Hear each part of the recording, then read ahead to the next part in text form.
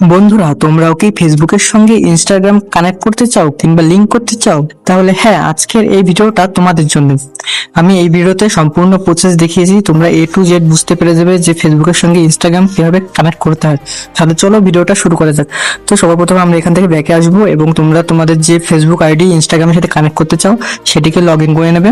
তো log in করার পরে তোমাদের এই প্রোফাইলটা দেখতে পাচ্ছ, প্রোফাইল এসে জাস্ট থ্রি ডট অপশনে ক্লিক করবে।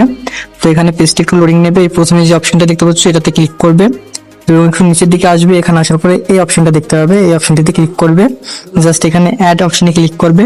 অ্যাড অপশনে ক্লিক করার সঙ্গে সঙ্গে আমাদের কাছে একটা নতুন ইন্টারফেস আসবে। এখানে যেহেতু আমরা ফেসবুকের সাথে ইনস্টাগ্রাম জয়েন করতে চাই, তার জন্য আমরা এই ফেসবুক অপশনে ক্লিক করব।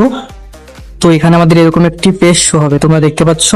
তো আমরা এরকম দেখতে পাচ্ছি, এটা আমাদের ইনস্টাগ্রাম, এটা আমাদের ফেসবুক। তো আমরা এই দুটোকে কানেক্ট করতে চাই, তো এরকম শো হবে। জাস্ট আমরা এখান থেকে কন্টিনিউ অপশনে ক্লিক করব। তো এখান থেকে কন্টিনিউ অপশনে ক্লিক করার সঙ্গে সঙ্গে আমাদের পেজটি আরেকটু লোডিং নেবে এবং আমাদের যে ফেসবুকটি আছে সেটি সম্পূর্ণভাবে ইনস্টাগ্রামের সঙ্গে দেখতে পাচ্ছ কানেক্ট হয়ে গেছে।